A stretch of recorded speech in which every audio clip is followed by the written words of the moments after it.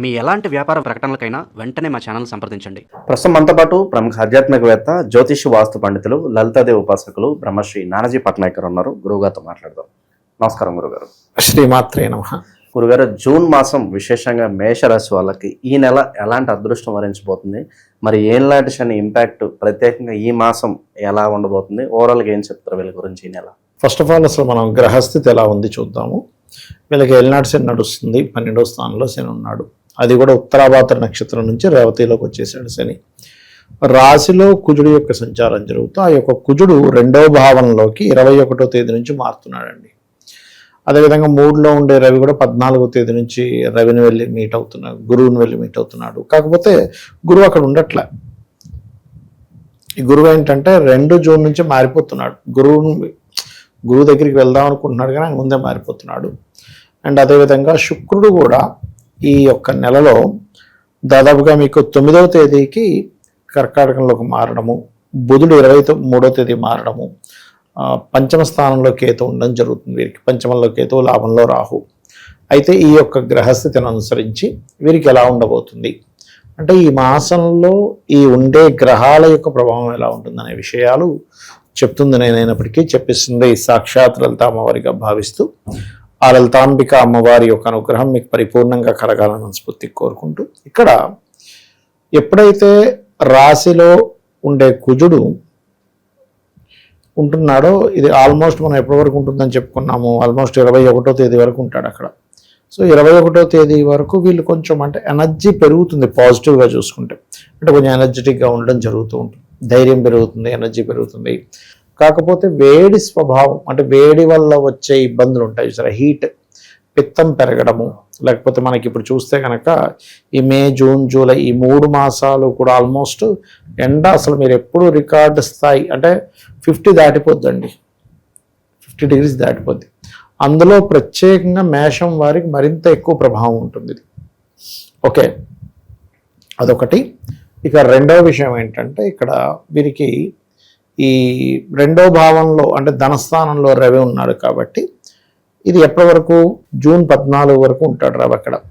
కాబట్టి ఈ జూన్ 14 వరకు గవర్నమెంట్ రిలేటెడ్ సంబంధించిన ధనయోగాలు, మెడికల్ రిలేటెడ్ మూలంగా ధనయోగాలు, రాజకీయ అంటే గవర్నమెంట్ కాంట్రాక్ట్స్ మూలంగా ధనయోగాలు, లేకపోతే సంతానము, కొంతమంది చూడండి సంతానం యొక్క అంటే ఎడ్యుకేషన్ అయిపోయింది కాకపోతే ఇంకా వాళ్ళు సెటిల్ అవ్వలేదు, వాళ్ళు ఇంకా ఫైనాన్షియల్గా గ్రో అవ్వట్లేదని బాధపడుతుంటారు. అటువంటి వాళ్ళకి ఇక్కడ నుంచి గ్రోత్ ఉంటుందని చెప్పుకోవచ్చు.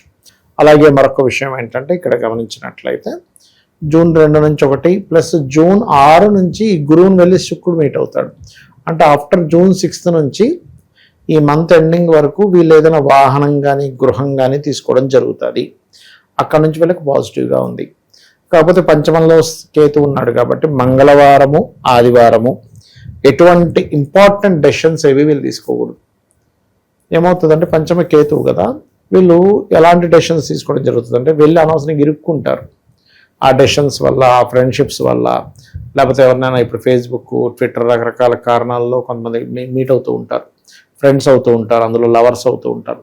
ఇలా ప్రేమ వ్యవహారాల వల్ల ఇరుక్కోవడం. ఎందుకంటే పంచమంలో కేతువు, పంచమం అనేటువంటిది ప్రేమ స్థానము, ఆలోచన స్థానము. అక్కడ కేతు ఉన్నప్పుడు అది ఫ్రెండ్లీ సైన్ అయినప్పటికీ కూడా అది కొంచెం అటువంటి వాటి మూలంగా వీళ్ళు వెళ్ళి ఇరుక్కోవడం అనేటువంటిది జరుగుతూ ఉంటుంది.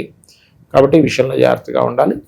కాకపోతే 23, 21వ తేదీ వరకు ఉండే కుజుడు 22, 21 నుంచి ఆల్మోస్ట్ మీకు 2వ స్థానంలోకి వెళ్తాడు. కాబట్టి 21వ తేదీ నుంచి వీళ్ళకి భూమి మూలంగా వచ్చే ధనం వస్తుంది, కానీ ఏదైనా మనీ విషయంలోనే కొద్దిగా వీళ్ళకి ఘర్షణ యోగం కూడా ఏర్పడుతూ ఉంటుంది.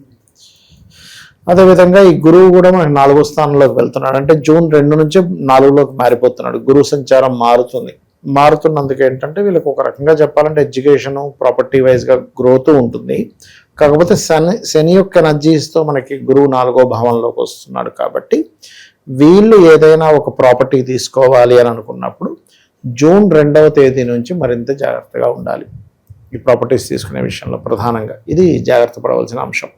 ఇక వీరికి ఈ నెలలో పర్టికులర్గా కొంచెం అంటే గృహ వాహన, అలాగే తండ్రి గారి ఆస్తి, తాతగారి ఆస్తి సంబంధించిన విషయంలో అనుకూలత అయితే ఉంది, అందులో ఎటువంటి డౌట్ లేదు. తాతగారి ఆరోగ్య విషయంలో జాగ్రత్తగా ఉండాలి, కొత్త ఫ్రెండ్షిప్స్ విషయంలో జాగ్రత్తగా ఉండాలి. ఇక వీరికి సప్తమాధిపతి శుక్రుడు గురువుతో కలిసి 4వ స్థానంలో ఉన్నందుకు ఏదైనా వివాహ సంబంధించినటువంటి విషయాలు ఏవైతే ఉంటాయో ముఖ్యంగా తల్లిగారి ఇన్వాల్వ్మెంట్ వల్ల సెట్ అవుతాయి. అదేవిధంగా 2వ అధిపతి కూడా శుక్రుడై గురువుతో కలిసి ఉంటున్నాడు కాబట్టి 9వ తేదీ నుంచి ఈ టీచింగ్స్, ట్రైనింగ్స్, ఫైనాన్షియల్ రంగాలు, బ్యాంకింగ్ సెక్టార్స్లో జాబ్స్, ఇటువంటి విషయాలకి అనుకూలమైనటువంటి వాతావరణం ఉంటుంది. అందులో ఎటువంటి సందేహం లేదు. అదేవిధంగా ఎప్పుడైతే మనకి ఇప్పుడు ఏలినాడు శని 12వ స్థానంలో జరుగుతుంది కదా, ఏలినాడు శని 12th హౌస్లో సంచరిస్తున్నందుకు పర్టికులర్గా ఏంటంటే మీకు ఇక్కడ ఈ 12వ స్థానంలో ఉండేటువంటి శని ఇచ్చేటువంటి రిజల్ట్స్ ఏమిటి అని చెప్పి చూసుకున్నట్లయితే పర్టికులర్గా ఉద్యోగ సంబంధించినటువంటి విషయంలో ఉన్న ప్రదేశం నుంచి వేరే ప్రదేశానికి వెళ్ళడం వల్ల కలిసి రావడము, ఇటువంటివి బాగుంటాయి. ఆన్లైన్లో చేసే వ్యాపార విషయాల్లో చాలా బాగుంటుంది. మీ యొక్క సంతానానికి మాత్రం తెలియని చిన్న ఆటంకాలు ఏర్పడుతూ ఉంటాయి. దానికి మీ సంతానాన్ని కొంచెం గణపతి ఆరాధన చేయడం నేర్పించాలి, తద్వారా బాగుంటుంది. ఇప్పుడు సంబంధాలు సెట్ అయ్యేవి కూడా ఏంటంటే వీళ్ళు కొంచెం ఈ 9వ తేదీ తర్వాత గురువారాలు కనుక ప్రయత్నం చేసుకున్నట్లయితే తొందరగా సెట్ అవుతుంది. అందులో పర్టికులర్గా కొంతమంది ఏంటంటే టీచింగ్ లైన్స్, ట్రైనింగ్, ఈ జాబ్స్ చేసే వాళ్ళతో కొంతవరకు మనకి అవకాశాలు వస్తాయి ఎక్కువగా, అంటే ఈ వివాహ సంబంధించినటువంటి విషయంలో.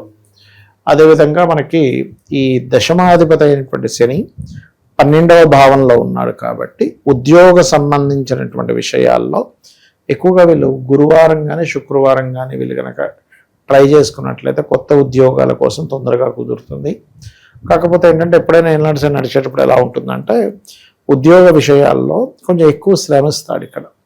దీనికి వీళ్ళు ఏం చేయాలి, ఓం మాణిక్య ముకుటాకార జానుద్వయ విరాజితాయే నమః అనే మంత్రం చేసుకుంటే అన్ని విధాల వీరికి బాగుంటుంది. ప్లస్ గణపతి యొక్క ఆరాధన కూడా చేసుకుంటూ ఉండాలి. ఎక్కువగా సాధనలు చేసుకోవడానికి ఇది సరైన సమయమే, పంచమంలో కేతు ఉన్నందుకు దానిలో ఎటువంటి ఇబ్బంది లేదు. కాకపోతే ఏంటంటే ఇక్కడ అగ్రెసివ్ నేచర్ని పెరుగుతూ ఉంటుంది. 21వ తేదీ వరకు రాశిలో కుజుడు ఉంటున్నాడు కదా, ఈ కుజుడు తత్వం ఏంటంటే ధైర్యం పెంచడము, అగ్రెసివ్ నేచర్ పెరగడము. కాకపోతే ఈ బీపీ లెవెల్స్ కూడా కంట్రోల్ చేసుకోవాలండి ఇక్కడ.